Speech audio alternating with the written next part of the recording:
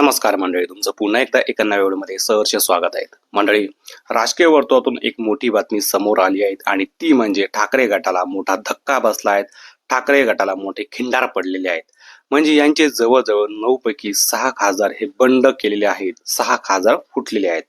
या सर्व पार्श्वभूमीनंतर आता शिवसेना ठाकरे गटाने आज सर्व उरलेल्या खासदारांची महत्त्वाची बैठक बोलावली आहेत व या सर्व खासदारांना VIP सिक्युरिटी देखील देण्यात आलेली आहेत.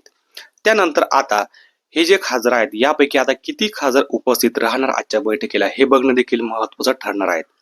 त्यात आता या सर्व घडामोडीनंतर शिवसेना ठाकरे गटाचे नेते व माजी खासदार छत्रपती संभाजीनगरचे चंद्रकांत खैरे यांनी एक मोठा गौप्यस्फोट देखील केला आहे. चंद्रकांत खैरे असे म्हणाले की हे सर्व हा जो प्रकार घडला हा सर्व प्रकार मला 1 महिन्यापूर्वीच माहिती होता. हा मोठा गौप्यस्फोट त्यांनी केला. ते पुढे असे म्हणाले की शिवसेना प्रमुख बाळासाहेब ठाकरे यांनी मराठवाड्यामध्ये शिवसेना रुजवली, शिवसेनेचं काम केलं. 3 खासदार निवडून सुद्धा दिले गेले.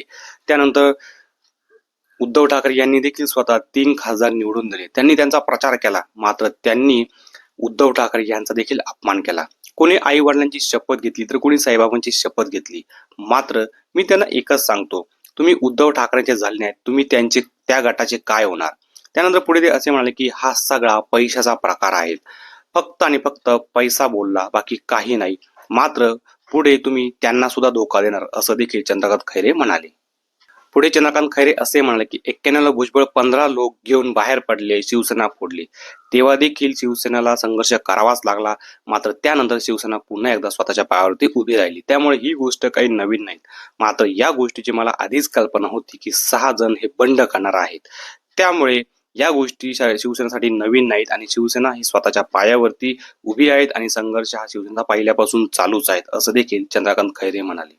तर या सर्व पार्श्वभूमीनंतर आपलं मत काय आहे नक्की कमेंटच्या माध्यमातून व्यक्त करा. व्हिडिओ आवडल्यास लाईक आणि शेअर करायला अजिबात विसरू नका. धन्यवाद.